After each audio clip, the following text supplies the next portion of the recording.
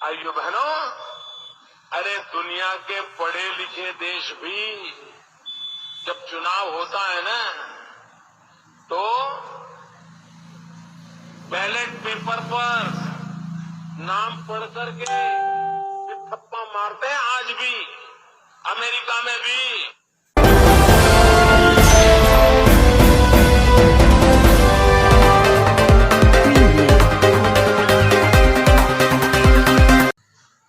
जय माता की मित्रों, मैं धनेश्वर महतो।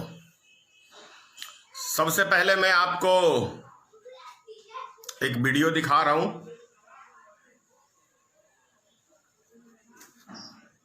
आइयो बहनों, अरे दुनिया के पढ़े लिखे देश भी जब चुनाव होता है ना, तो बैलेट पेपर पर नाम पढ़ करके फिर थप्पा मारते हैं। आज भी अमेरिका में भी। आइयो बहनों, अरे दुनिया के पढ़े लिखे देश भी जब चुनाव होता है ना, तो बैलेट पेपर पर नाम पढ़ करके फिर थप्पा मारते हैं। आज भी अमेरिका में भी। आपने प्रधानमंत्री जी का ये बयान सुना कि दुनिया के पढ़े लिखे देश भी बैलेट पेपर के ऊपर ठप्पा मारते हैं नाम पढ़ के। दुनिया के पढ़े लिखे देश भी, ये मैंने नहीं कहा है, ये माननीय प्रधानमंत्री जी ने कहा है। आप स्वयं फैसला करें कि भारत का प्रधानमंत्री रैली के अंदर ये भाषण दे रहा है, जब ये सत्ता में नहीं आए थे तब की बात कह रहा हूं मैं, कि दुनिया के पढ़े लिखे मुल्क भी बैलेट पेपर पे चुनाव कराते हैं, अमेरिका जैसा देश भी। फिर भारत के अंदर ऐसी कौन सी बीमारी फैल गई है भाई कि भारतीय जनता पार्टी ईवीएम का सहारा ले रही है? जितने विपक्षी दल हैं एक एक करके ईवीएम का बहिष्कार कर चुके हैं, लेकिन भारतीय जनता पार्टी ईवीएम के ऊपर अड़ी हुई है। क्यों? क्योंकि ईवीएम में घोटाला होता है। इसका जीता जागता प्रमाण मैं हूं स्वयं।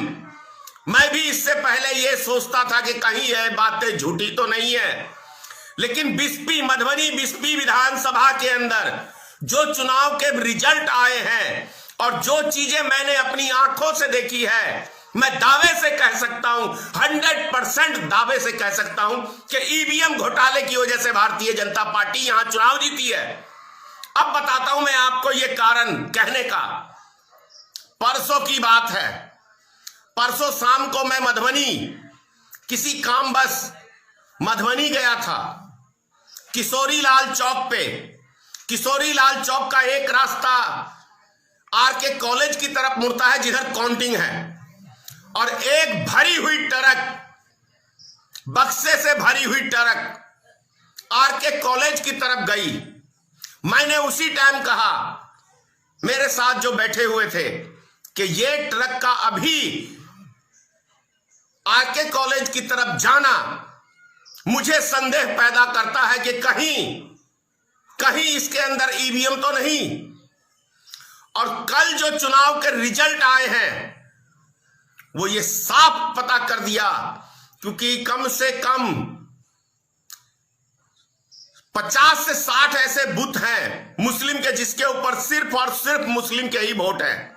उसके ऊपर 100, 150, 70, 80 भाजपा को वोट मिलना, जहां पे कुल पोलिंग 250-300 हुई है, उसके अंदर आधी या 40% भाजपा को पोलिंग होना अपने आप में एक सवाल खड़े करता है। दूसरी चीज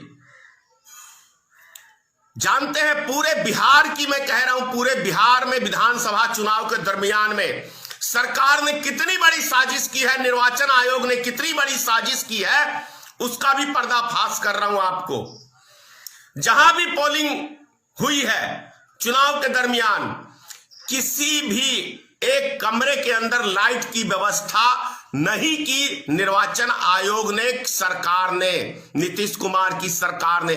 किसी भी स्कूल के अंदर एक लाइट की व्यवस्था नहीं की गई। क्यों? क्योंकि जो बड़े बुजुर्ग हैं, जिसके आंख भगवान ने बहुत तेज रोशनी दी है, वो तो देख सकता है, लेकिन हमारे जैसे उम्र के लोग, उनको आंख की रोशनी की प्रॉब्लम हो जाती है उम्र बीतने के बाद, 40 के बाद। तो वो व्यक्ति अंधेरे में कैसे देखेगा कौन सा बटन है? तो वो सहारा लेगा प्रशासन का कि मुझे फलाने पे वोट डालना है। इसका भी जीता जागता उदाहरण है। 312 नंबर बूथ संख्या है हम लोग का।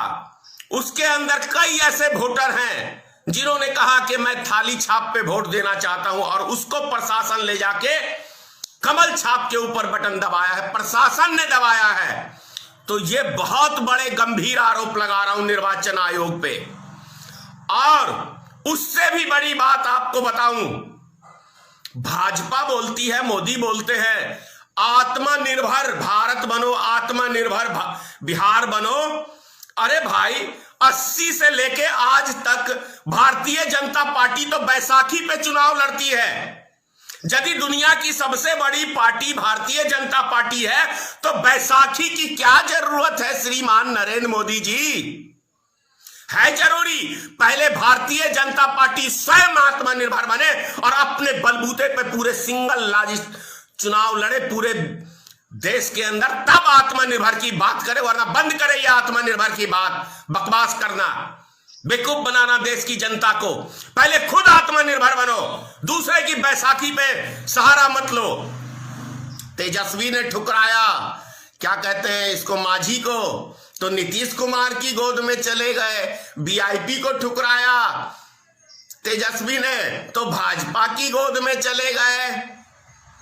क्यों? बैसाखी की सहारे की जरूरत किसको है? भारत में भारतीय जनता पार्टी को है। तो फिर ये आत्मनिर्भर की बात क्यों करते हो भाई? क्यों करते हो आत्मनिर्भर की बात? ये बातें शोभा नहीं देती माननीय प्रधानमंत्री जी आपके मुख से, क्योंकि जो व्यक्ति खुद आत्मनिर्भर नहीं है, वो दूसरों को आत्मनिर्भर की ज्ञान कैसे बांट सकता है? आप पहले स्वयं आत्मनिर्भर की बात करिए।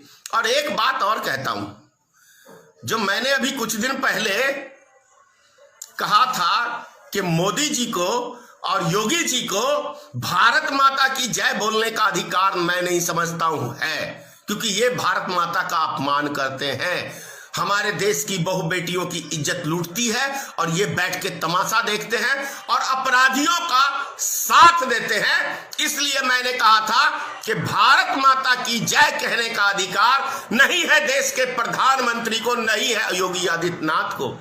तो ये भाषण में कहते हैं कि हमें भारत माता की जय रोक लगाने का काम करते हैं।